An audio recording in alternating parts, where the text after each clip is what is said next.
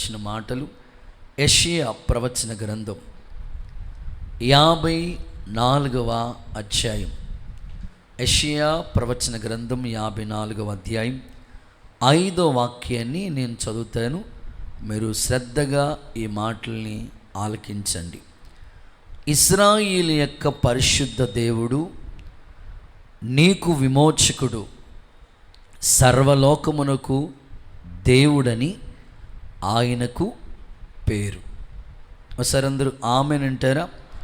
ఈరోజు మన సందేశం పేరు విమోచకుడు అనండి. గట్టిగా చప్పట్లు కొడుతూ ఒకసారి ఆ విమోచకుడిని స్తుతించండి. గుడ్. దైవ వాక్యంలో యెషయా ప్రవక్త అద్భుతమైన మాటలు ఇక్కడ తెలియజేస్తూ ఉన్నాడు. నీ విమోచకుడు సర్వలోకానికి దేవుడు ఆయన. నిజంగా మనం ఆరాధించే దేవుని యొక్క గొప్పతనం గుడ్ ఎప్పుడు కూడా ఉన్నతంగానే ఉంటుంది. ఆయన నిజమైన స్నేహితుడు మాత్రమే కాదు, కానీ ఆయన నీకు విమోచకుడిగా ఉన్నాడనే మాటను ప్రభు ఈ పూట మనతో మాట్లాడుతూ ఉన్నాడు. ఆత్మీయ జీవితంలో దేవుని వాక్యాన్ని వింటున్న మీ జీవితాలు మరింతగా బలపరిచేటట్లుగా ప్రభు సహాయం చేస్తాడు. భక్తుడైన యోబు అంటారు, నా విమోచకుడు ఎవరో తెలుసా? సజీవుడు. ఆయన ఇంకా సజీవంగానే ఉన్నాడు.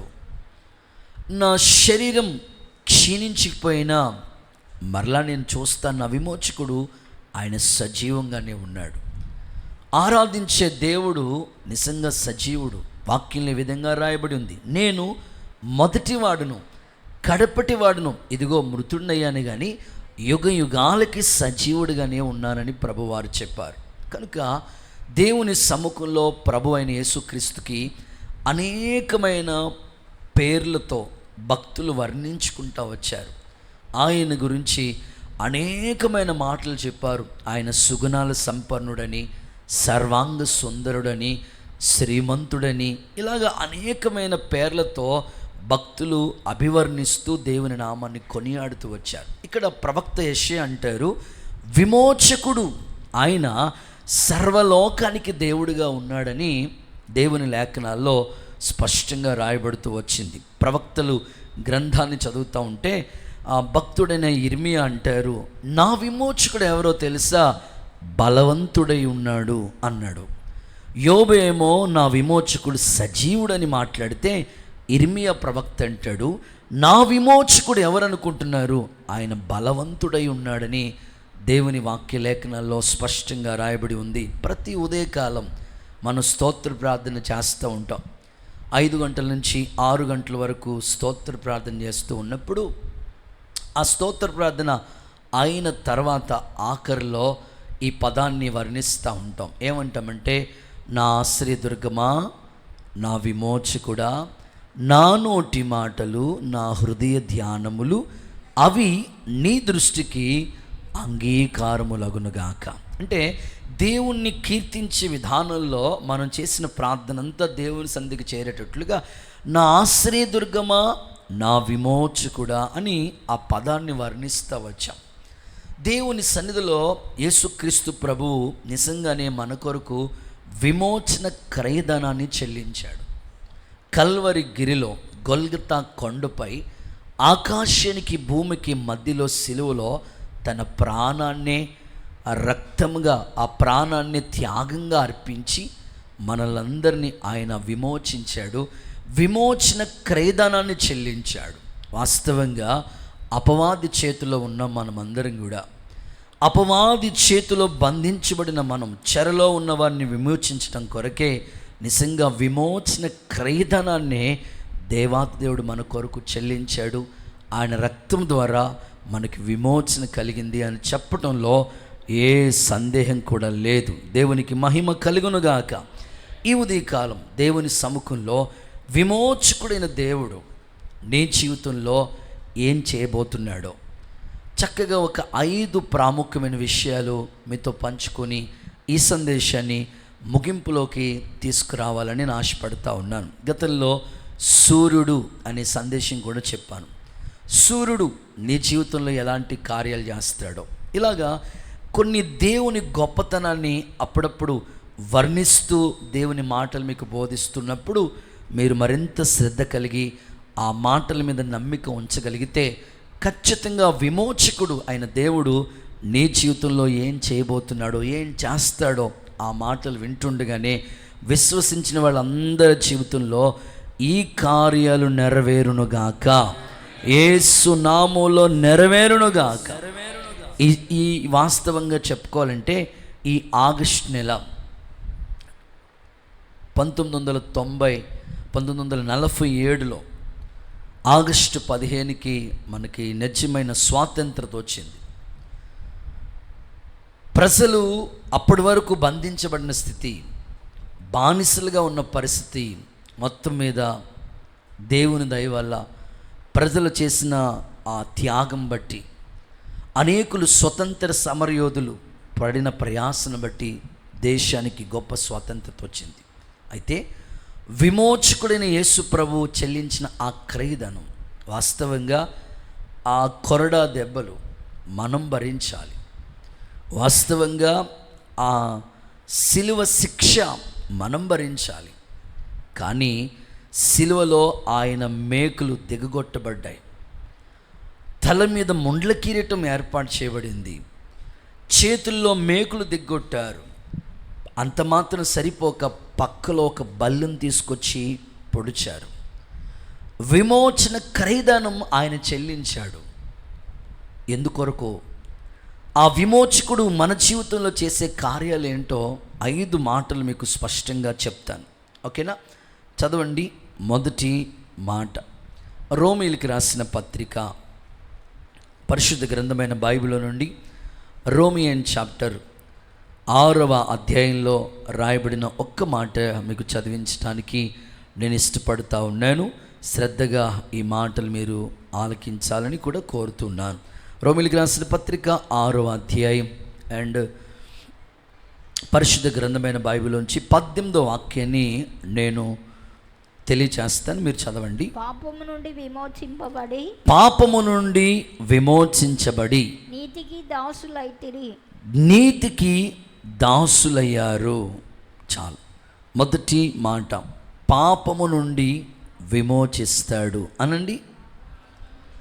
కుచ్చిగట్టుగా మాట్లాడాలి. పాపము నుండి విమోచిస్తాడు.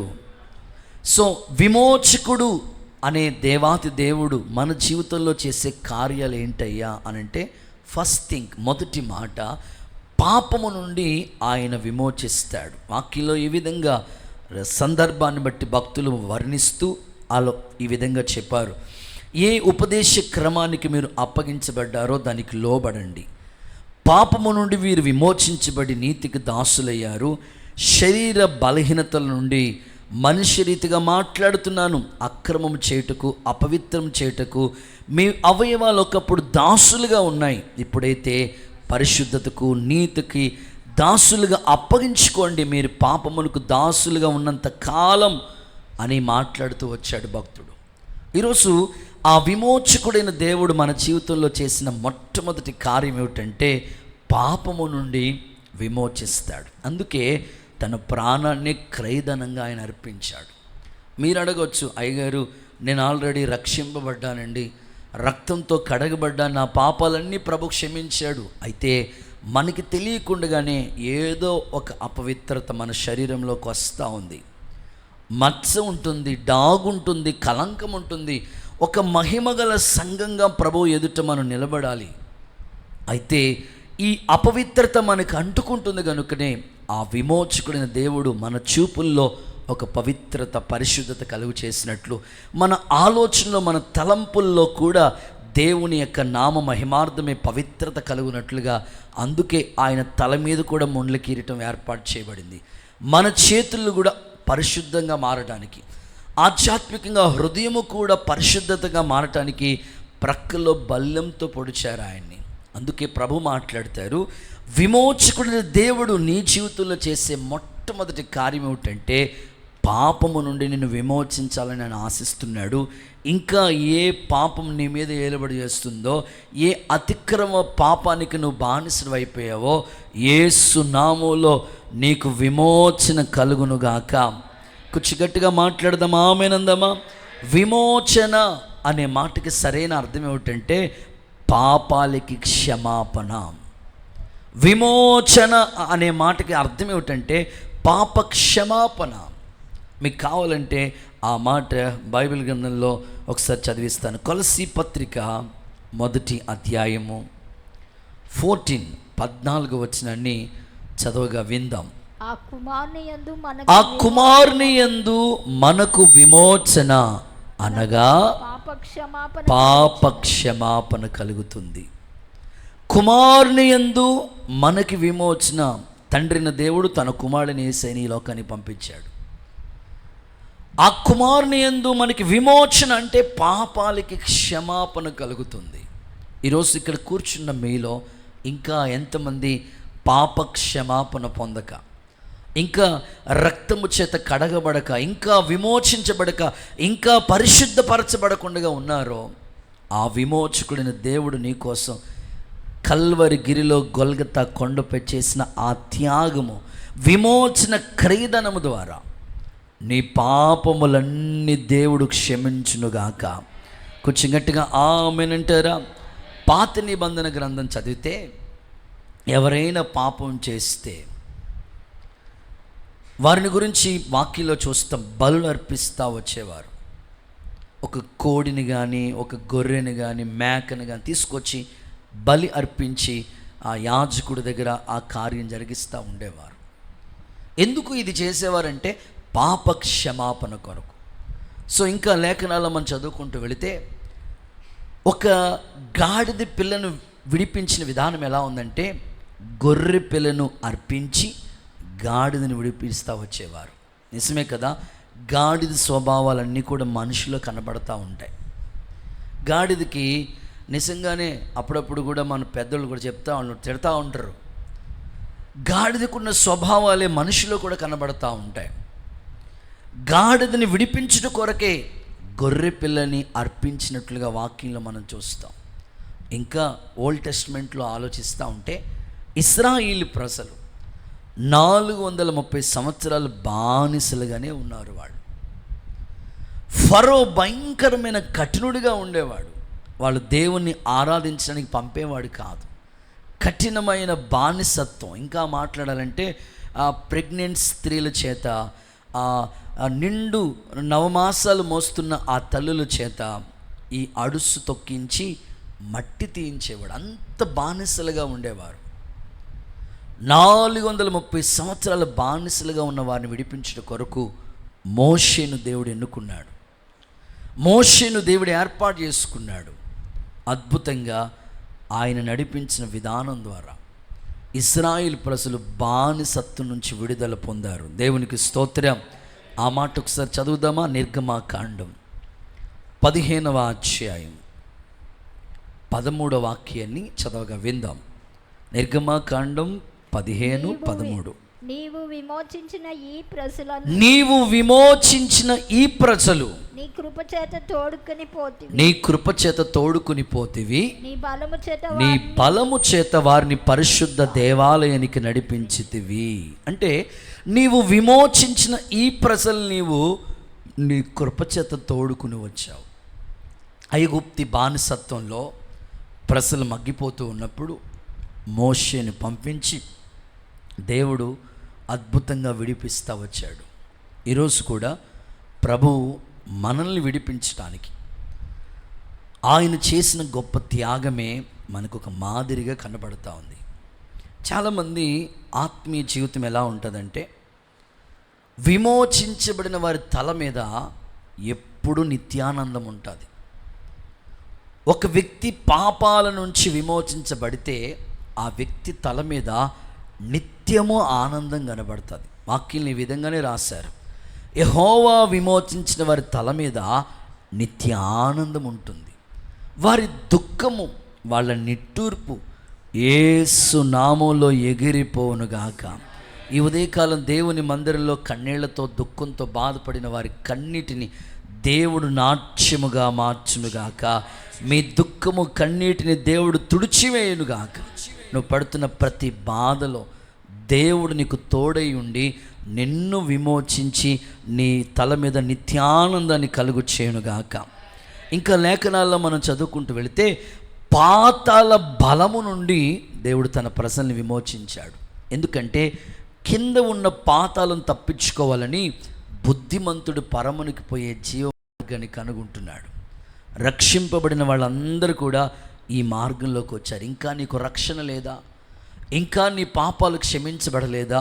ఇదే మిక్కిలి అనుకూల సమయం, ఇదే రక్షణ దినం. ఎంత గొప్ప రక్షణ నిర్లక్ష్యం చేస్తే ఎలాగూ శిక్ష తప్పించుకుంటావని వాక్యం ప్రస్తావన తెలియజేస్తున్నారు ప్రభు.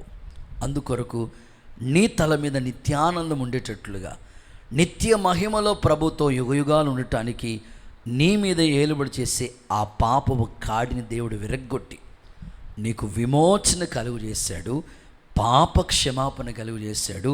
యేసయ్య ఇంకా మీ కుటుంబంలో రక్షణ లేని వారిని అనేకుల్ని విడిపించునుగాక. ఇంకా వాక్యంలో ఉంది, శత్రువు చేతిలో నుండి ఆయన మనల్ని విడిపించారట. అపవాది పని ఏమిటంటే ఏదో విధంగా నేను మరలా విడిచి వచ్చిన పాపాన్ని మరలా చేయటానికి ప్రేరేపిస్తూ ఉంటాడు. ఒకప్పుడు దేవునిలోనికి రాకముందు అనేకమైన వ్యసనాలు ఉండేవేమో, వచ్చిన తర్వాత వాటిని అన్నీ నెమ్మదిగా మానేసాం. కానీ శత్రువు పని ఏమిటంటే ఏ పాపాన్ని విడిచిపెట్టావో మరలా అదే పాపానికి ప్రేరేపిస్తూ ఉంటాడు. సిగరెట్ ఒకప్పుడు మానేసావు, మరలా ప్రేరేపిస్తూ ఉంటాడు. త్రాగుడు ఒకప్పుడు విడిచిపెట్టేసావు, మరలా ప్రేరేపిస్తుంటాడు. పాత స్నేహితులు విడిచిపెట్టేసావు, మరలా ప్రేరేపిస్తూ ఉంటాడు.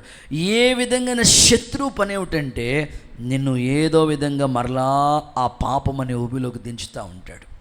దేవుడు గొప్పతనం ఏంటంటే శత్రువు ఆ విధంగా నేను తీసుకుని వెళ్తే శత్రువు చేతిలోంచి కూడా నిన్ను విమోచిస్తాడంట ప్రభు. ఆమెను చెప్పండి గట్టిగా.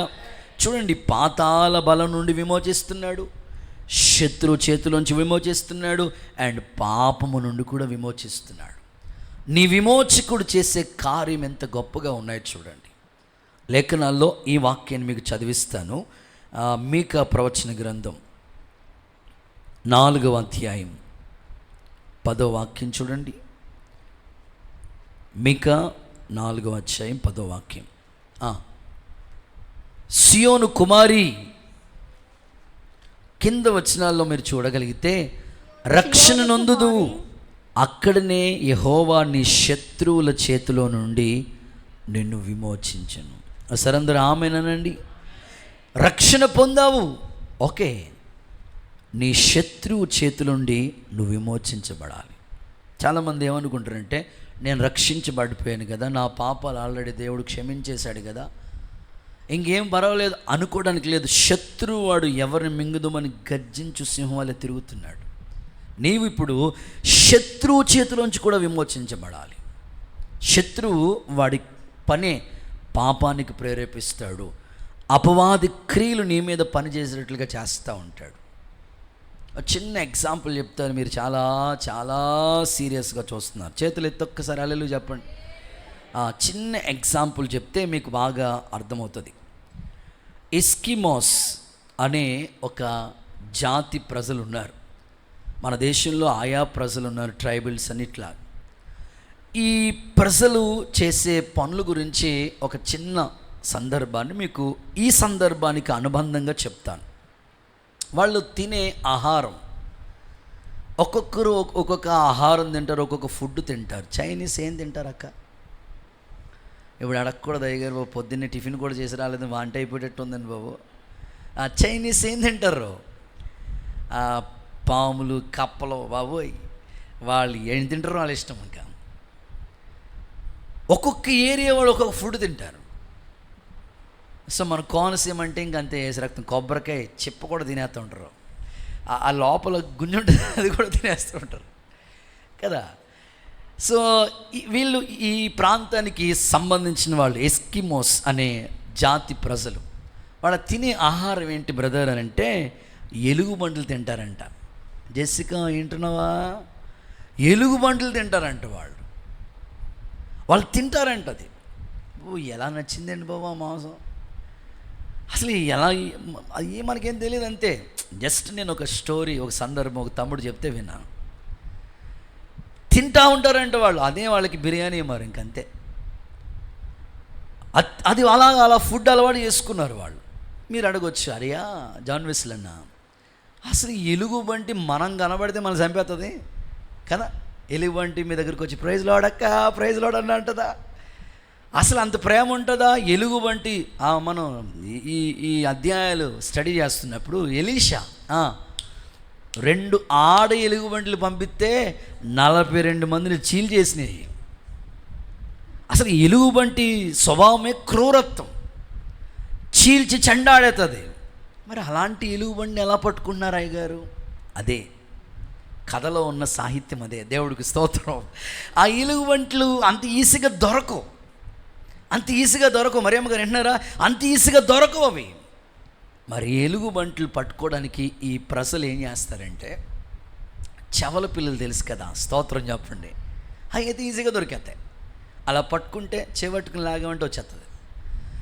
ఆ చెవల పిల్ల యొక్క రక్తాన్ని త్రిశూలానికి లేకపోతే ఒక కత్తికి రాసి పూసి ఎలుగుబంట్లు ఆహారం కొరకు వస్తూ ఉంటాయి.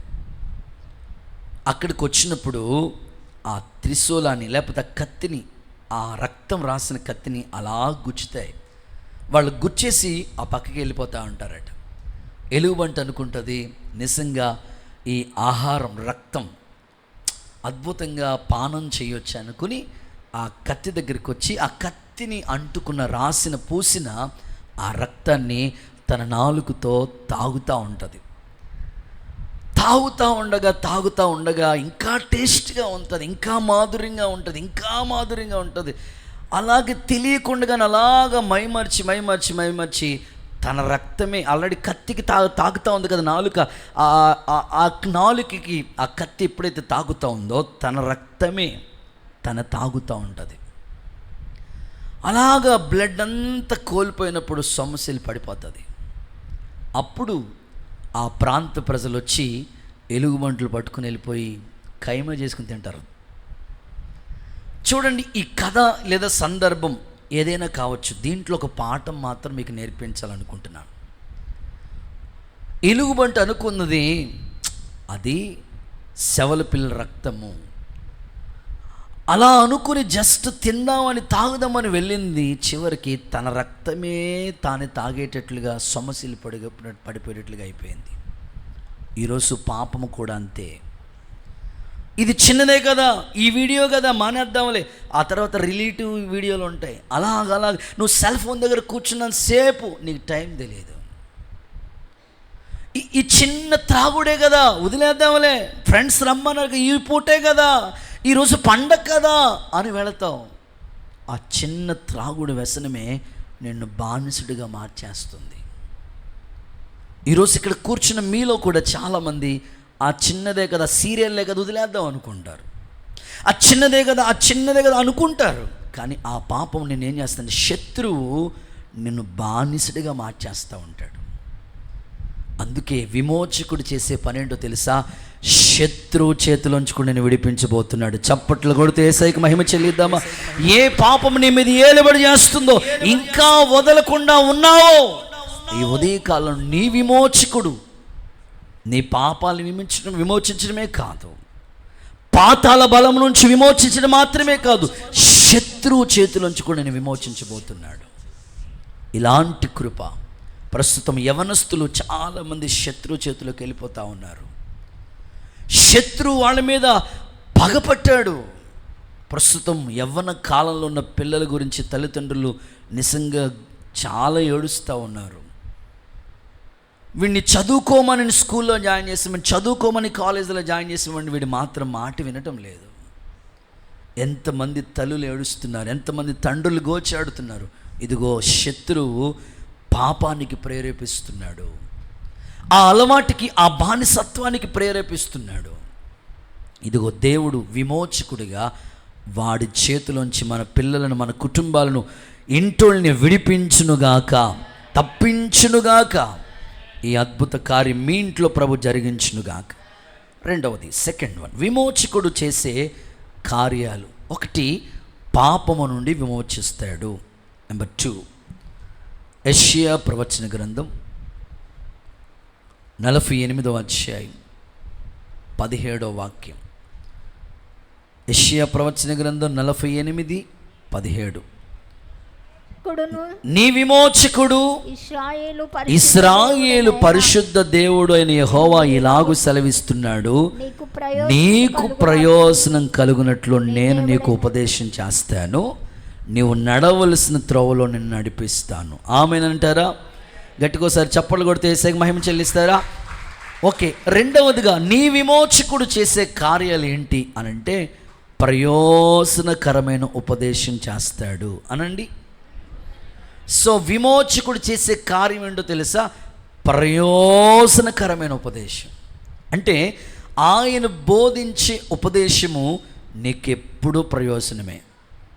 కొంతమంది ఆదివారం దేవుని మందిరానికి రావాలనుకుంటే వారు కొద్దిసేపు దేవుని పాదాల దగ్గర కూర్చోవలసిన ఆ సమయం ఎలా క్యాలిక్యులేషన్ చేస్తారంటే, మందిరానికి వెళ్తే టైం వేస్ట్,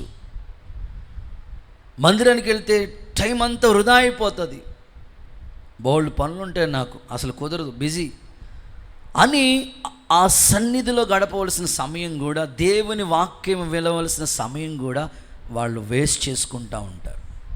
వాక్యం ఏమంటో తెలుసా? ఇక్కడ టైం పాస్ కాదు, ఇక్కడ టైం వేస్ట్ కాదు, ఏ సమయము వృధా కాదు. పాటల్లో ఎంతో దీవెనలు ఉన్నాయి. సో మీ క్యాలిక్యులేషన్కి దేవుని క్యాలిక్యులేషన్కి చాలా తేడా ఉంది. మీ క్యాలిక్యులేషన్ ఏంటంటే ఒక్క వాక్యం ఒకటి వింటే చాలు అనుకుంటారు మీరు. పాటల్లో ఎన్ని అద్భుతాలు జరిగినాయి. ఎరుకో గోడలు కూలిని అంటే పాటలు కాదా? చెరసాల పునాదులు కదిలిపోయి అంటే పాటలు కాదా? అసలు భూమికి పునాదులు వేసినప్పుడు పాటలతోనే ప్రారంభించబడింది, ఎండింగ్ కూడా పాటలతోనే ముగించబడతాయి. పాటల్లో అంత మాధుర్యం ఉంది. ప్రార్థనల ద్వారా ఎన్నో కార్యాలు జరిగినాయి, ఆరాధనల ద్వారా ఎన్నో అద్భుతాలు జరిగినాయి. వాక్యం కూడా ప్రయోజనమే. సో టోటల్గా నీకు సండే వర్షిప్ లేకపోతే నియమించబడిన కూడికలు ఏదైనా అది ఎప్పుడు నీకు ప్రయోజనమే. ఈ భూమి మీద ప్రయోజనం లేకుండా మనిషి ఏది చేయడు. కనుక దేవుడు కూడా చెప్తున్నాడు, నేను విమోచకుడిని కాబట్టి నీ జీవితంలో చేసే కార్యం ఏంటో తెలుసా? ఖచ్చితంగా నీకు ప్రయోజనం కలిగేటట్లుగా నీకు ఉపదేశం చేస్తా. నా ప్రార్థన ఈ 21 రోజుల ఉపవాస ప్రార్థనలో ఎన్నో ప్రయోజనకరమైన వర్తమానాలు ప్రభు ఇప్పటికీ చెప్పుకుంటూనే వచ్చాడు. స్తోత్రం చెప్పండి. సో ఇంకా 4 రోజులు కూడా మన ఎదుటున్నాయి. మరిన్ని ప్రయోజనకరమైన ఉపదేశాలు మనకి దేవుడు బోధించునుగాక. ఏది నీకు వృధా కాదు, అది టైం పాస్ కొరకు కూర్చుని వెళ్ళిపోయేది కాదు. ఇది నీకు ప్రయోజనం కలిగేటట్లుగానే నీ విమోచకుడు నువ్వు నడవలసిన మార్గాన్ని నీకు ఎప్పుడు బోధిస్తూ ఉన్నాడు, నీ మీద దృష్టి ఉంచుతున్నాడు, నీకు ఆలోచన చెప్తున్నాడు, నీకు ఒక చక్కని ఉపదేశం చేస్తున్నాడు. ఈ ఉపదేశము ద్వారా సారాంశాన్ని పొందుకున్న నీవు నీ ఆత్మీయ జీవితాన్ని క్రీస్తులో స్థిరమైన పునాది మీద కట్టబడే కృపదేవుడిని అనుగ్రహించునుగాక. ప్రియులారా, మన ఆత్మీయ జీవితాన్ని కొంచెం మనసు పెట్టి ఆలోచన చేయగలిగితే మనకెప్పుడు కూడా భక్తి మనకి ప్రయోజనాన్ని కలుగు చేస్తూ ఉంటుంది. దానియేలు జీవితాన్ని మీకు దీంట్లో ఎగ్జాంపుల్గా చెప్తాను. వాస్తవంగా ఆ రోజుల్లో రాజు ఒక జీవో తీసుకొచ్చాడు. 30 రోజుల వరకు ఎవ్వరూ ఏ దేవుడికి ప్రార్థన చేయకూడదని ఒక జీవో తీసుకొచ్చాడు. కానీ దానియేలైతే యథాప్రకారం ముమ్మారు మోకాళ్ళుని ఎవ్రీ టైం ఎలా ప్రేయర్ చేసుకునేవాడో అలాగే ఇలాంటి జీవో వచ్చినప్పుడు కూడా ప్రార్థనలో ఏమాత్రం మార్పు లేదు. రాబోయే రోజులు ఎలా ఉంటాయో తెలియదు, కానీ జీవోలు ఎలా వచ్చినా ఇతని ప్రార్థనలో ఏమాత్రం మార్పు లేదు. నిజమైన క్రైస్తవుడు ఈ విధముగా నడిపించబడునుగాక. ప్రార్థనలో ఏమాత్రం మార్పు లేదు. ప్రతిరోజు యెరూషలేము తట్టు చేతులు చాపి ప్రేయర్ చేస్తూ ఉన్నాడు. ప్రభు పాదాల దగ్గర నీళ్లు కుమ్మరించినట్లుగా విలపిస్తున్నాడు. యెరూషలేము క్షేమం కొరకు అడుగుతూనే ఉన్నాడు. తీసుకెళ్ళి సింహాల బోన్లో వేశారు. మీకు తెలుసు, రాత్రి రాజుకి నిద్ర పట్టలేదు. విచిత్రం చెప్పిన రాజు ఇతని కోసం ఫాస్టింగ్ ప్రేయర్ చేస్తున్నాడంట. స్తోత్రం చెప్పండి ఒకసారి. నేనంటాను, ఇప్పుడు వరకు నువ్వు ఫాస్టింగ్ ప్రేయర్ చేసావు లేదు, కానీ మిగిలిన ఈ 3 రోజులైన ఉపవాస ప్రార్థనలో, దైవ సన్నిధిలో ప్రార్థనలో కూర్చోవడానికి, ఫాస్టింగ్ ఉండడానికి నిర్ణయించుకో. రాజే ఉపవాసం ఉండాడు. ఎప్పుడు తెల్లారుతుందా వెళ్ళి చూద్దాం అనుకుని రెడీగా ఉన్నాడు. ఉదయకాలమే సింహాల బోన్లోకి వెళ్ళాడు. ఏమంటున్నాడు తెలుసా? ఏమని మాట్లాడుతున్నాడో తెలుసా? నీవు సేవిస్తున్న దేవుడు నేను రక్షించుటకు సమర్థుడే. బైబిల్లో ఈ విధంగా రాయబడి ఉంది, దానియేలు భక్తిపరుడైనందున. అంటే భక్తి మనకు ప్రయోజనమే. ఆ భక్తిని బట్టి అతనికి కలిగిన ఎంత ఉపదేశం, ఎంత ప్రయోజనం అంటే, ఆ భక్తి అనే ఆ ఉపదేశం ఆయన చేసటం బట్టి దానియేలుకి కలిగిన ప్రయోజనం ఏంటంటే, సింహాలు ఏ హాని చేయలేదు. ఆమెనంటారా? మీరు 2 రిఫరెన్స్లు ఇస్తాను. ఈ 2 రిఫరెన్స్లు మీరు నోట్ చేసుకోండి. తిమోతికి రాసిన మొదటి పత్రిక 6వ అధ్యాయం 8వ వాక్యం. ఫస్ట్ తిమోతి పత్రిక 6:8. దీనిలో నుండి కాగా అన్న వస్త్రము గల వారమై ఉండి వాటితో తృప్తి పొంది ఉందుము. ఓకే, చదవండి. ధనవంతులకు అపేక్షించు వారు శోధనలోను ఉరిలోను అవివేకయుక్తములు హానికరములైన అనేక. ఓకే, ఈ సందర్భాన్ని 4:8 మొదటి తిమోతి పత్రిక 4:8. శరీర సంబంధమైన సాధకం కొంచెం మట్టుకే ప్రయోజనకరమవును గాని, ఓకే, దైవ భక్తి ఇప్పటి జీవం విషయంలోను రాబోయే జీవము విషయంలో కూడా వాగ్దానంతో కూడినదైనందున అది అన్ని విషయాల్లో నీకు ప్రయోజనం. ఆమెన్ చెప్పండి. సో 4:8 ఏముందంటే, దైవ భక్తి అన్ని విషయాల్లో ప్రయోజనం. కొంతమందికి తెలియక ఏమనుకుంటారంటే, ఏంటో పేదలు ఏటట ఆయనకి పని లేదు, వెళ్ళి వాళ్ళకి కూడా పని లేదు. ఎలా మాట్లాడుకుంటారంటే అలా రోజు వెళ్ళిపోవాలమ్మా ఏదేదో అంటూ ఉంటారు. నేనంటే దైవభక్తి ఇప్పుడు కాదు, రాబోయే కాలాన్ని కూడా నీ పిల్లలకి ప్రయోజనమే. నువ్వు చేసే భక్తి నీ పిల్లల మీద ఎఫెక్ట్ చూపిస్తుంది. నువ్వు చేసే భక్తి నీ కుటుంబం మీద పనిచేస్తుంది. రాబోయే కాలానికి కూడా ప్రయోజనమే. ఇప్పుడు దానియేలు దగ్గరికి వద్దాం. దానియేలు గ్రంథం 6వ అధ్యాయం 23వ వాక్యం. దానియేలు పుస్తకం 6వ అధ్యాయం అండ్ 23వ వాక్యాన్ని చదవగా విందాం. తీసారా? 6వ అధ్యాయం 23వ వాక్యం కింద వచ్చింది చూడక సరిపోతుంది. అతడు తన దేవుని యందు భక్తి గలవాడైనందున అతనికి ఏ హానియు కలగలేదు, సింహాలు ఏ హాని చేయలేదు. అంతే సింపుల్గా. ఈ 2 రిఫరెన్స్లో ఉన్న సారాంశం ఏంటంటే, భక్తి నీకు ప్రయోజనమే. నీ విమోచకుడు నీకు చేసేది ఏంటంటే ప్రయోజనం కలిగేటట్లుగా ఉపదేశం చేస్తాడు. ఏది నీకు ప్రయోజనం అని ఆలోచిస్తే నువ్వు చేసే భక్తి. దానియేలు భక్తి చేయటం వల్ల అతనికి ఏ హాని కలగకుండా కాపాడ్డాడు. ఈరోజు నీ పిల్లలు, నీ కుటుంబం, నీ ఇంటోళ్ళు, నీ స్వజనులు ఏ హాని కలగకుండా వాళ్ళు కాపాడబడాలంటే నీవు చేసే భక్తి నీ మీద ప్రభావితం చూపిస్తుంది, నీ కుటుంబం మీద ప్రభావితం చూపిస్తుంది. యేసు నామములో దైవ భక్తి కలిగిన స్త్రీలుగా, కుటుంబాలుగా దేవుడు మిమ్మల్ని మలచునుగాక. నిజంగా భక్తి విషయంలో ఆసక్తి తగ్గకూడదండి. రాను సాతాను గాడు చేసే క్రియలు ఏంటంటే, నీ భక్తి ఏదో విధంగా నీ దగ్గర తీసేయాలని వాడు ప్రయత్నిస్తూ ఉంటాడు.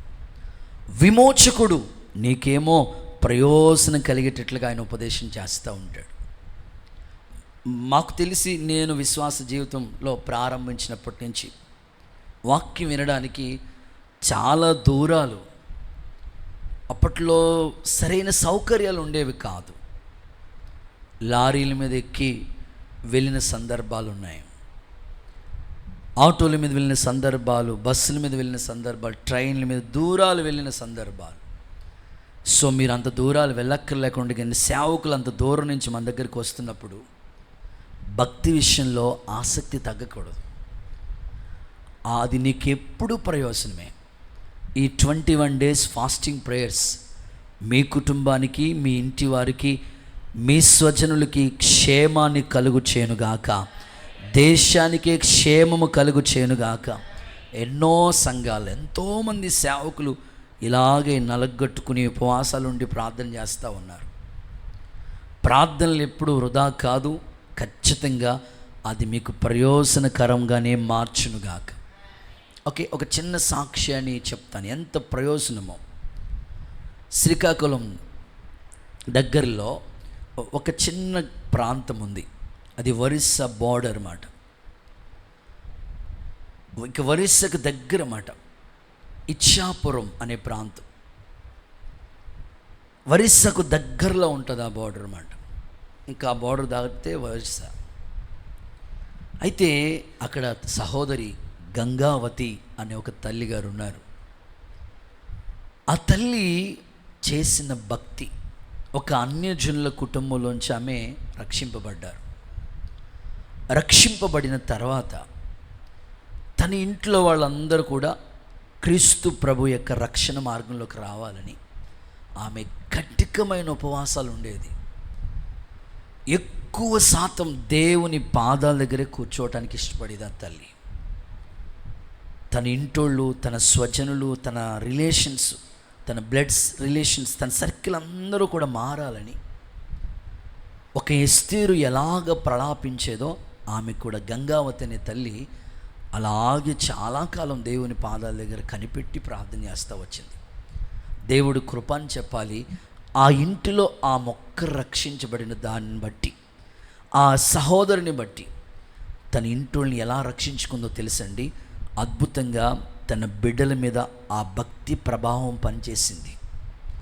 తల్లి ఎట్టిదో బిడ్డలు అట్టివారే అనేటట్లుగా ఆ ప్రభావం తన పిల్లల మీద పనిచేసింది.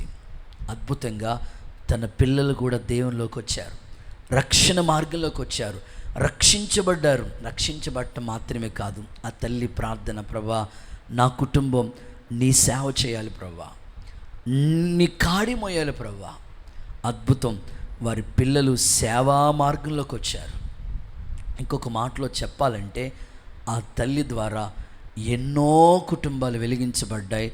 ఇక ఆమె చివరి శ్వాస వరకు అనేకుల్ని రక్షణలోకి మార్గంలోకి నడిపించడం మాత్రమే కాదు, కానీ ఆమె ద్వారా ఎన్నో కుటుంబాలు వెలిగించబడ్డాయి. చప్పట్లు కొడుతూ ఒకసారి యేసయ్యకి మహిమ చెల్లిద్దామా. ఈరోజు నువ్వు చేసే భక్తి నీ ఒక్కడితోనే కాదు, నీ ఇంటి మీద ప్రభావం చూపాలి. అది నీకు ప్రయోజనం అవ్వాలి, నీ ఇంటి వారికి ప్రయోజనం అవ్వాలి. వాళ్ళు రక్షించబడటానికి నీవు ప్రార్థన చేయగలిగితే, నువ్వు భక్తి చేయగలిగితే నీ స్వజనులు దేవుడు రక్షించలేడా? రక్షించగలిగిన సమర్థుడే. కనుక నీలో రావాలి ఆ భారం. నీ విమోచకుడు చేసే పని ఏంటంటే నీకు ప్రయోజనం కలిగేటట్లుగా ఉపదేశం చేస్తాడు. యేసయ్య ప్రభావం, మహిమ మీ మీద నిలిచి ఉండునుగాక. ఓకే, థర్డ్ వన్, మూడో మాటలోకి వెళ్తాను.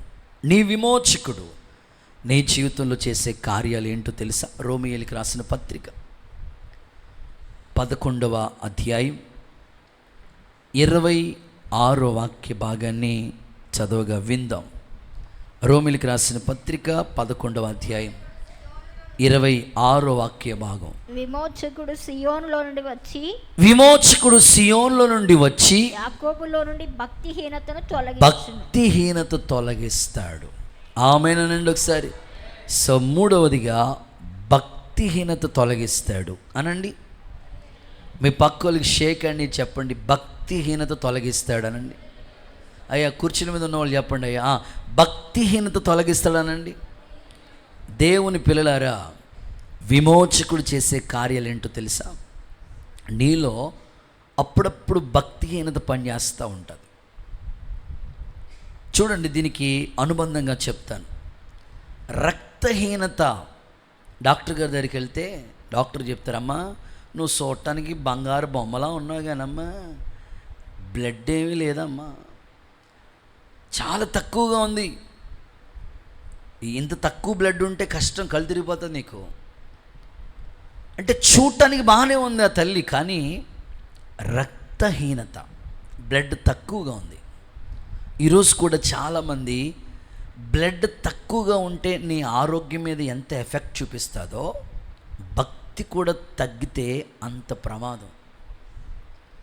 ప్రభు అంటారు, విమోచకుడు చేసే పని ఏంటంటే నీలో భక్తిహీనత తొలగిస్తాడు.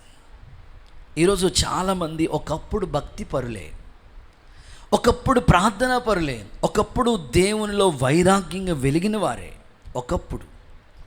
ప్రెసెంట్ ఇప్పుడు ఎలా ఉన్నారయ్యా అంటే భక్తిహీనులుగా మారిపోతున్నారు. విమోచకుడు చేసే పని ఏమిటంటే నీలో ఆ భక్తిహీనత రాకుండా తొలగిస్తాడు, వచ్చిన ఆ భక్తిహీనతను తీసేస్తాడు.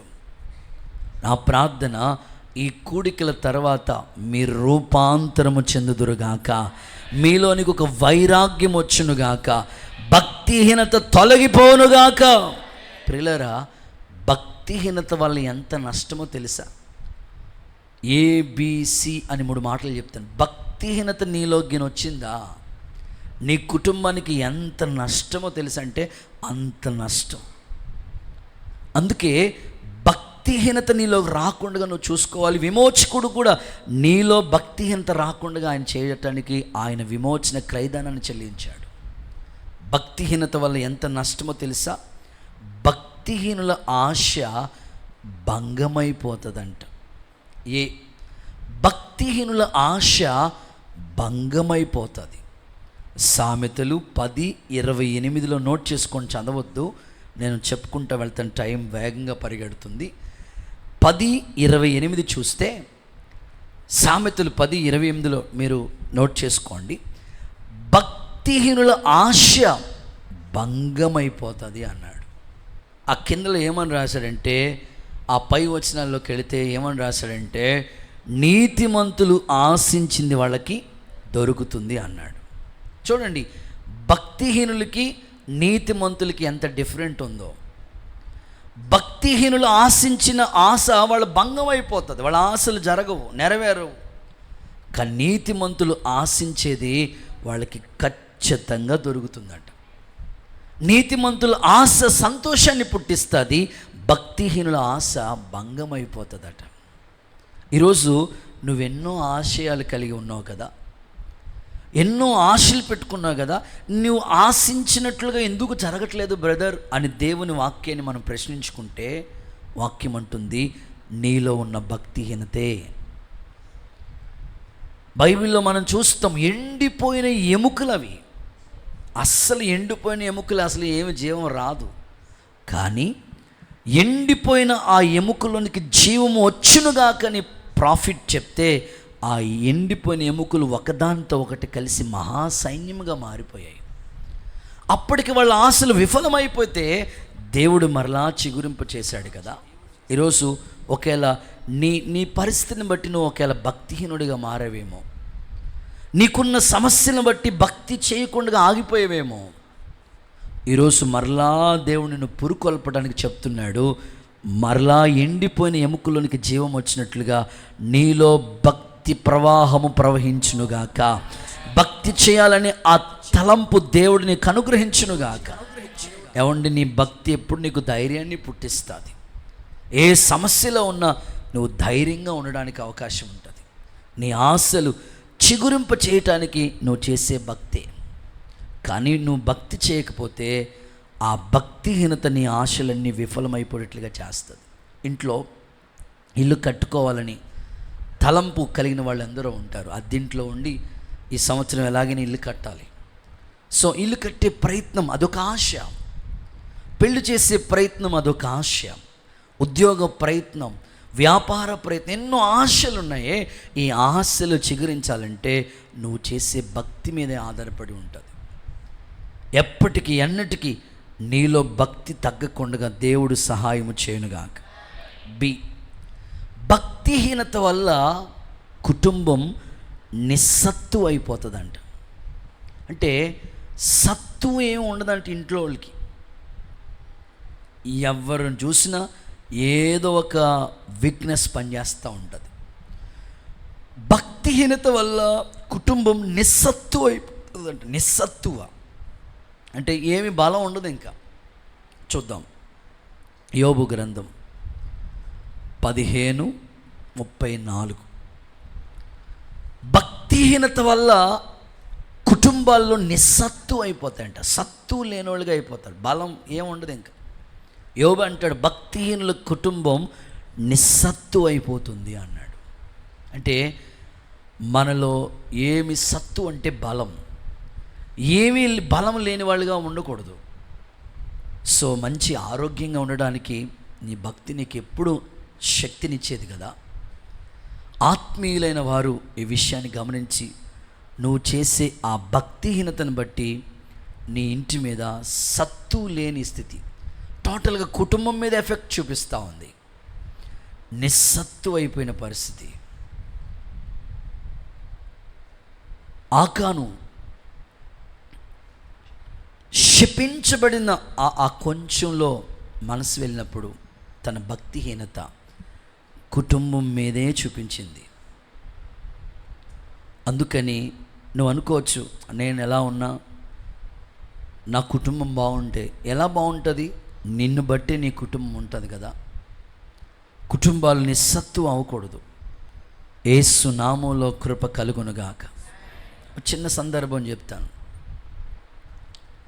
ఒక పెద్ద పాస్టర్ గారు వారి సేవలో జరిగిన ఒక అనుభవాన్ని పంచుకుంటూ వచ్చారు. ఒకసారి సేవకులు సాధారణంగా అనేకుల కుటుంబాలకి పిలుస్తూ ఉంటారు. అయ్యగారు మా ఇంటికి వచ్చి ప్రార్థన చేయండి, మా పిల్లల కోసం ప్రార్థన చేయండి, మా ఇంట్లో ఉన్న సమస్యల కొరకు ప్రార్థన చేయండి అని ఇలా ఇన్వైట్ చేస్తూ ఉంటే ఆయన్ని ఒక ఎస్ఐ గారు ఇన్వైట్ చేశారంట. ఆయన దేవుణ్ణి నమ్ముకున్న ఆయనే. అయ్యా మా ఇంటికి మిమ్మల్ని భోజనానికి పిలుస్తున్నామని ఒక ఎస్ఐ గారు దైవ సేవకుల్ని ఇన్వైట్ చేశారంట భోజనం కొరకు. సేవకులు వెళ్ళారంట. కూర్చుని ఆ మాటలు ఈ మాటలు చెప్పిన తర్వాత సేవకులకి భోజనం ఏర్పాటు చేశారు. అయ్యగారు భోజనం చేశారు. భోజనం చేసిన తర్వాత వాళ్ళ సమస్యలు చెప్తా ఉంటుంటే ఇంట్లోంచి బాగా ఒక ఆయన దగ్గుతూ ఉన్నాడంట. సరే డోర్ దగ్గరికి వేసి ఉంది, దగ్గుతూ ఉన్నాడు. సేవకులు అడిగారంట, అయ్యా మీ నాన్నగారా పేషెంట్గా బాధపడుతున్నారా, ఏంటా అలా దగ్గుతున్నారు, ఎవరయ్యా అని అంటే వెంటనే ఎస్ఐ గారు చెప్పారంట, మా నాన్నగారు కాదయ్యా, మా పెద్ద కొడుకు. ఏమైందయ్యా? ఇంజనీరింగ్ చేయమని కాలేజీలో జాయిన్ చేశానయ్యా. చదువుకున్నాడు, ఒక 2-3 సంవత్సరాలు బాగానే చదివాడు. ఆ తర్వాత స్నేహితులతో రకరకాల అలవాట్లకి బాగా బానిసైపోయి ఒక రోగం, భయంకరమైన రోగంతో బాధపడుతున్నాడయ్యా అని. దగ్గరికి వెళ్ళి చూస్తే స్కెల్టిన్, ఒక అస్థి పంజరం ఎలా ఉంటుందో ఎముకలు తప్ప ఏమీ లేనట్లు ఆ పిల్లోడి బాడీ అలా ఉంది. నిస్సత్తువ. బాధ కలిగింది. ఈ లోపల ఆ తండ్రి చెప్తున్నాడు, 3 కొడుకులయ్యా నాకు. 2వ కొడుకు గురించి మాట్లాడుతూ, వాడు డ్రగ్స్కి బానిసడైపోయాడయ్యా. డ్రగ్స్ తీసుకోకుండా ఉండలేడు. వాడి శరీరం పాడైపోయింది. ఈ లోపల 3వ కొడుకు గురించి మాట్లాడతా, అయ్యా 3వ కొడుకు ఉన్నాడే, నేను ఎక్కడ ఎస్ఐగా పనిచేస్తున్నానో అక్కడే ఆ ప్రాంతంలోనే దొంగోళ్ళని మేము పట్టుకుంటుంటే వీడే దొంగోడు అయిపోయాడయ్యా, గజ దొంగలా తయారయ్యాడు అని చెప్తా ఉంటుంటే ఈ లోపల ఎస్ఐ గారికి ఫోన్ వచ్చింది. ఆ ఫోన్ పట్టుకుని అలాగా ఇంట్లోంచి బయటకు వచ్చాడు, మాట్లాడుతూ ఉన్నాడు. ఈ లోపల హోమ్ డిపార్ట్మెంట్, దేవుడికి స్తోత్రం చెప్పండి, భార్య ఎంటర్ అయింది. అయ్యా మీ దగ్గర ముసలి కన్నీళ్ళు కారుతున్నాడే, ఎవరు మాట్లాడండి అయ్యా. నా పెద్ద కోడికి ఇలాగా అయిపోయాడు, 2వ ముసలి కన్నీళ్ళంతా ఇలా అయిపోవటానికి కారణం వీడే. అమ్మ గౌరవించి ఏం గౌరవం ఇవ్వాలి? ఇంత ఎదిగిన పిల్లలుండగా అక్రమ సంబంధాలు పెట్టుకున్నాడయ్యా వీడు. ఎన్నిసార్లు చెప్పినా సరే నేను మగోడినే, నా ఇష్టం అని డబ్బు మైకుల్లో ఇష్టం వచ్చినట్లుగా మాట్లాడుతూ ఉన్నాడు. చివరికి ఆ ప్రభావం పిల్లల మీద పనిచేసింది. పిల్లలు ఇంత చిన్న వయసులో ఎందుకు పాడైపోయారు? తండ్రిని చూసే. నిజమే, తల్లిదండ్రుల ప్రభావం పిల్లల మీద పనిచేస్తుంది. మీరు భక్తిపరులైతే మీ పిల్లలు భక్తి పరులు అవుతారు. మీలో భక్తిహీనత వస్తే మీ పిల్లల్లో కూడా ఆ భక్తిహీనత పనిచేస్తుంది. వాళ్ళు చర్చికి వెళ్ళి ఎన్ని రోజులు అయిపోతుందో, వాళ్ళ సన్నిధికి వెళ్ళి ఎన్ని రోజులు అయిపోతుంది. ఎందుకంటే ఫ్రెండ్స్ సర్కిల్లో ఈ అలవాట్లన్నీ కూడా వాళ్ళకి వచ్చేసినాయి. హాస్టల్లో ఉంటున్నారు, ఎలా ఉంటారో మాకు తెలియదు. ఈరోజు ఒక సేవకుడిగా నేను చెప్తున్నాను, నీ కుటుంబ పరిస్థితులు ఎలా ఉన్నాయి? సత్తువ కలిగిన సంఘంగానే ఉన్నారా? నిస్సత్తుగా మారిపోతుంటే దానికి కారణం భక్తిహీనత. దేవుని సేవకుడిగా ఈ ఉదయకాలం మేము మీతో మాట్లాడుతున్నాను. మీ కుటుంబాన్ని దేవుడు మరలా బలపరచునుగాక. కొంచెం గట్టిగా ఆమేనండి. నిస్సత్తువు లేని వారిగా ఉండకూడదు. సత్తువు కలిగిన సంఘములో మీరు అంటుకట్టబడాలి. భక్తిహీనత మీ కుటుంబం మీద ఏలుబడి చేయకూడదు. యేసు నామములో భక్తిహీనత అంతా తొలగిపోనుగాక. రైట్. సి, భక్తిహీనత వల్ల శాపం వస్తుందట. సామెతలు 3:33. సామెతలు 3:33. చూడండి, ఆ మాటలు ఎలా ఉన్నాయి. భక్తిహీనుల ఇంటి మీదకి దేవుని శాపం వస్తుందంట. అందుకని ఆ శాపానికి మనం పాత్రులు కాకూడదు. దేవుని సంధిలో ప్రతి శాపాన్ని దేవుడు సిలువలో మ్రాను మీద విరగొట్టేశాడు. ప్రతి శాపాన్ని దేవుడు తొలగించేశాడు. ఇంకా మన పిల్లల మీద, మన కుటుంబం మీద ఏ శాపం ఏలుబడి చేయకుండా ఉండునుగాక. ప్రతి శాపము తొలగిపోవునుగాక. సో నీకు బాలేదు, పరిస్థితులు బాగాలేదు, ఇంట్లోనే చక్కగా ఉదయకాలం లేచి అలా ప్రార్థన చేసుకో, ఇంట్లోనే స్తుతించు, దేవుడు చూస్తూ ఉన్నాడు. అలాగని భక్తి నిర్లక్ష్యం చేయొద్దు. నీ భక్తి నీకు ఎప్పుడు ధైర్యం పుట్టిస్తుంది. ఇదిగో విమోచకుడు చేసే మరొక అద్భుతమైన పని ఏమిటంటే, నీలో భక్తి చేయకుండా వస్తున్న ఆ భక్తిహీనతను అంతటినీ యేసు నామములో తొలగించునుగాక. అక్కడ మాట్లాడుతూ యాకోబుని మెన్షన్ చేశాడు. యాకోబులో ఉన్న భక్తిహీనత తొలగిస్తాను అన్నాడు. యాకోబులో ఉన్న భక్తిహీనత గురించి మనం ఆలోచిస్తే ఎంత భక్తిహీనమైన పనులు చేశాడండి యాకోబు. 7 సంవత్సరాలు రాహేల్ని ప్రేమించాడు. వాళ్ళ మాంగారు ఎంత తెలివైనడంటే, పెద్ద అమ్మాయికి అవ్వకుండా చిన్న అమ్మాయికి యాడ్ చేస్తామంటే పెద్ద అమ్మాయిని కట్టేశాడు. ఆయన మరలా ఇంకొక 7 సంవత్సరాలు. సో టోటల్గా మనం చూస్తే ఇంచుమించు 20 సంవత్సరాలు తన జీవితం అంతా వేస్ట్ అయిపోయింది.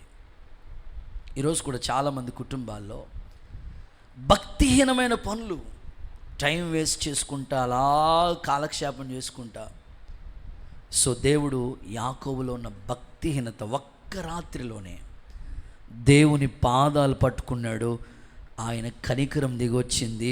యాకోబు ఇశ్రాయేలుగా మారిపోయాడు. చప్పట్ల కొడుతూ సరే యేసయ్యకి మహిమ చెల్లిద్దామా?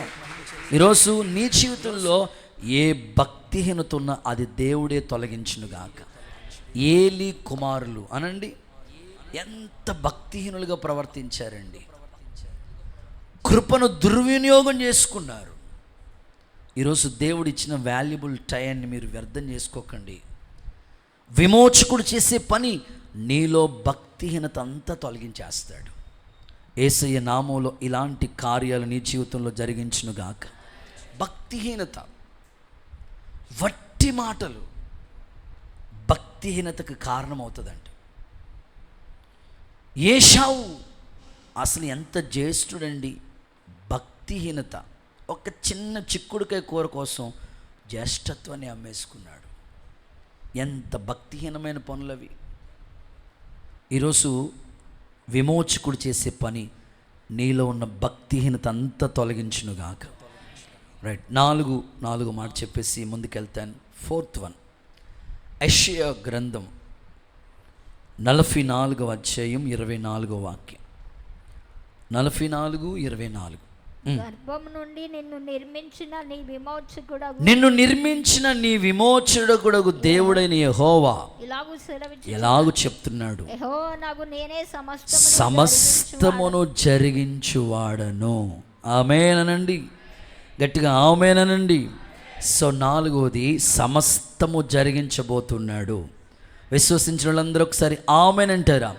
విమోచకుడు నీ జీవితంలో చేసే నాలుగవ కార్యం ఏమిటంటే సమస్తాన్ని ఆయన జరిగిస్తాడు.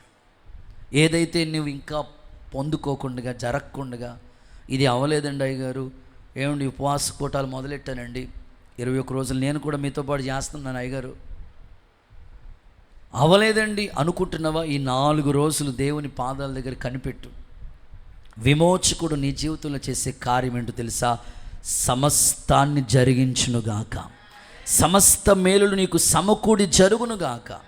వాగ్దానం ఇలా ఉంది కదా, దేవుణ్ణి ప్రేమించే వారికి, అనగా ఆయన సంకల్పం చెప్పిన పిలువబడిన వారికి సమస్తము మేలు కొరకై సమకూడి జరుగుతున్నాయని రాశాడు. సమస్తము, అందులో ఇంకా సమస్తం అంటే A to Z. ఇంకా ఏదైతే నీ జీవితం ఇంకా జరగలేదు అనుకున్నావు, ఈ 4 రోజులు ప్రేయర్లో కనిపెట్టి ప్రార్థన చేయి, ఉపవాసాలు ఉండి అడుగు. విమోచకుడు చేసే కార్యం ఏమిటంటే నీ ఎడల సమస్త కార్యాన్ని జరిగించబోతున్నాడు, సమస్తాన్ని చేస్తాడు.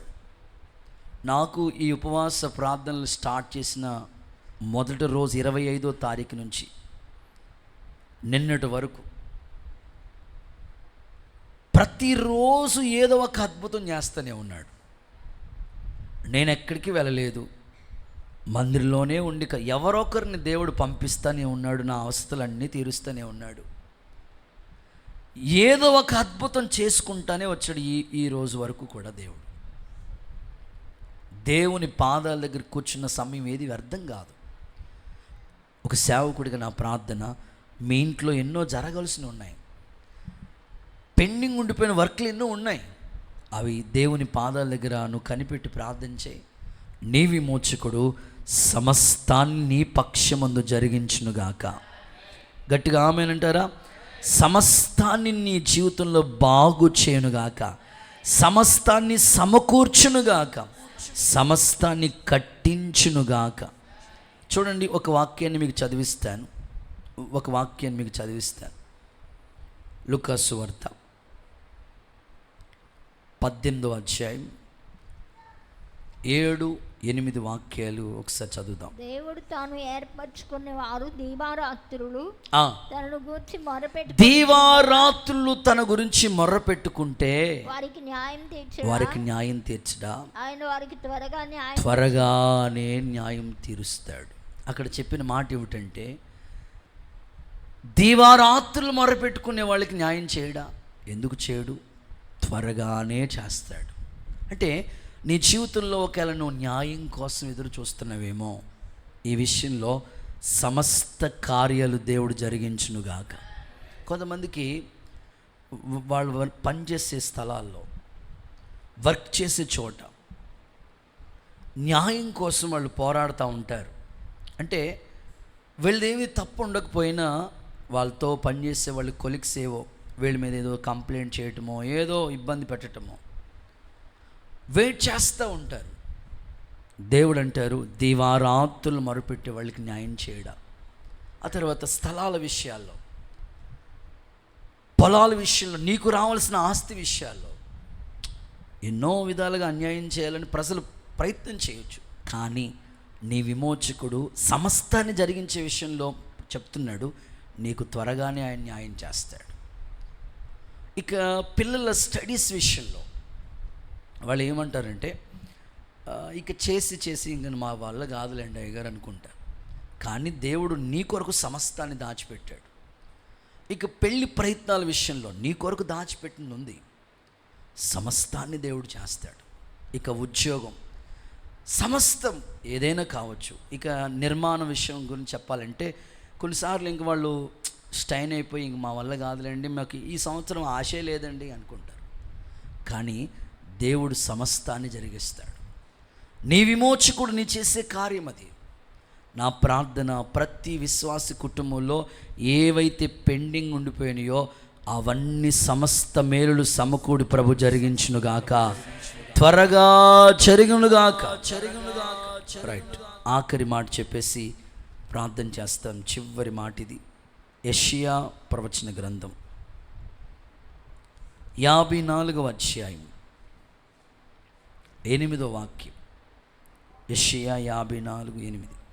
మహోద్రేకము కలిగి కోపోద్రేకము కలిగి నిమిషం మాత్రమే నీకు విముఖుడనైతిని. ఓకే, నిత్యమైన కృపతో నీకు వాత్సల్యం నిత్యమైన కృపతో నీకు వాత్సల్యం చూపెదిన నీ విమోచకుడైన యెహోవా. సెలవిచ్చుచున్నాను. అంతే.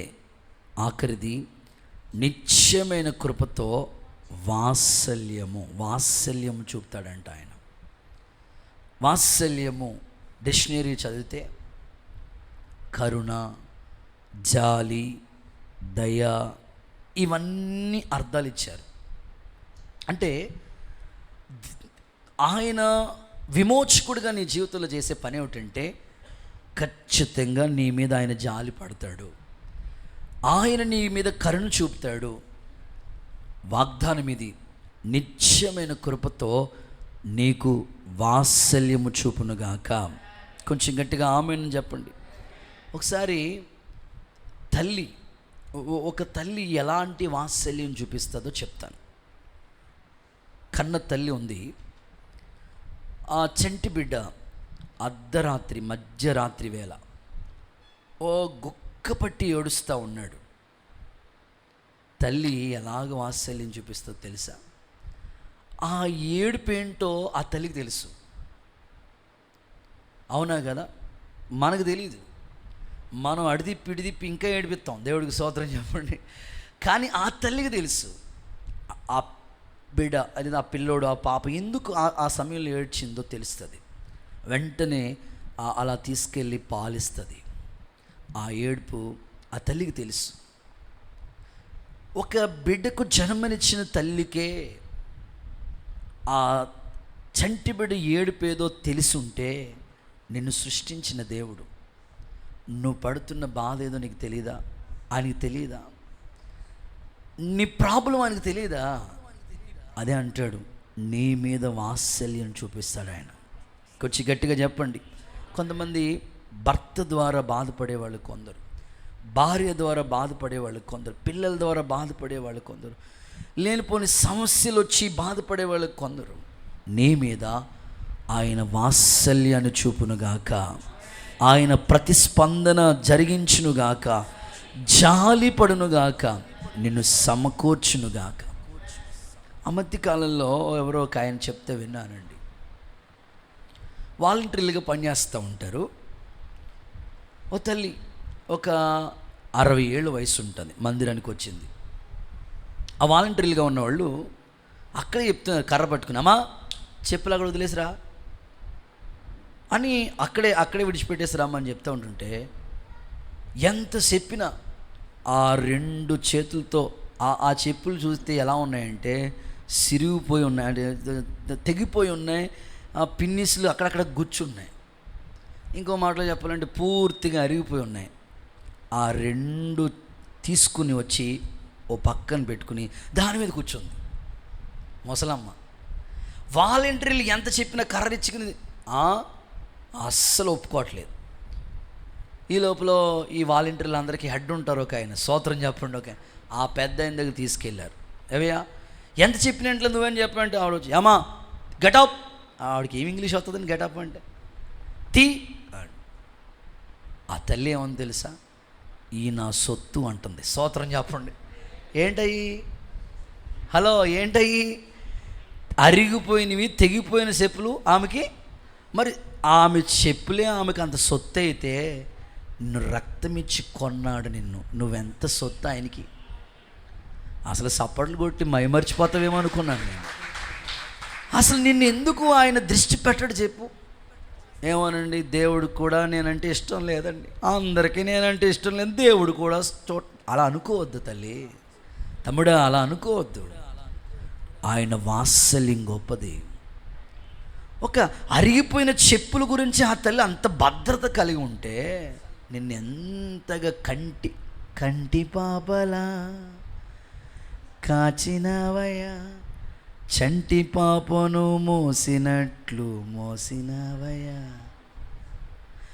ఆయన ఒక చంటి బిడ్డలాగా నిన్ను కాపాడుతూ ఉన్నాడు. వాత్సల్యం, ఒక తల్లి చంటి బిడ్డ ఏడుస్తే ఎలా ఒప్పుకోదో అలా చూస్తున్నాడు ఆయన. నేను ఆయన నీ విమోచకుడు. నీవు ఆయన సొత్తైన ప్రజలం, ఏర్పాట్లో ఉన్నవాళ్ళం మనం. నీకు కష్టం వచ్చినప్పుడు నువ్వు ఏడుస్తూ ఉంటే, నువ్వు బాధపడుతూ ఉంటుంటే నాకెందుకు అనుకునేవాడు కాదు ఆయన. ఒక సేవకుడిగా మీరు ఎవరు బాధపడుతున్నా మొదటగా నేను బాధపడి మీ గురించి ప్రార్థన చేస్తూ ఉంటుంటే నాకన్నా ఎక్కువ బాధపడేవాడు ఆయన.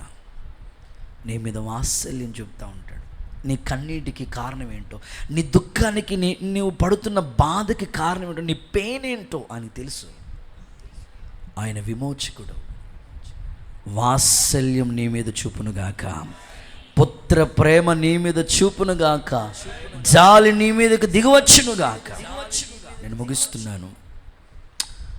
విమోచకుడు నీ జీవితంలో చేసే కార్యాలు ఏంటో 5 విషయాలు నీ ముందు పెట్టాను. నీ కొరకు ప్రాణమే పెట్టిన విమోచన క్రయదానాన్ని చెల్లించిన ఆ తండ్రి ఇదిగో విమోచకుడు. నీ పాపములన్నీ నుంచి క్షమించి విమోచించునుగాక. నెంబర్ 2, ప్రయోజనం కలిగే ఉపదేశం చేయునుగాక. నెంబర్ 3, నీలో ఉన్న భక్తిహీనతను తొలగించునుగాక. నెంబర్ 4, సమస్తము నీ జీవితంలో జరిగించునుగాక. నెంబర్ 5, వాత్సల్యం నీ మీద చూపునుగాక. ఈ మాటలన్నీ దేవుడు మన వెనుకల్లో దీవెనకరంగా మార్చి ఆయన సన్నిధిలో ఆనందింపచేయునుగాక.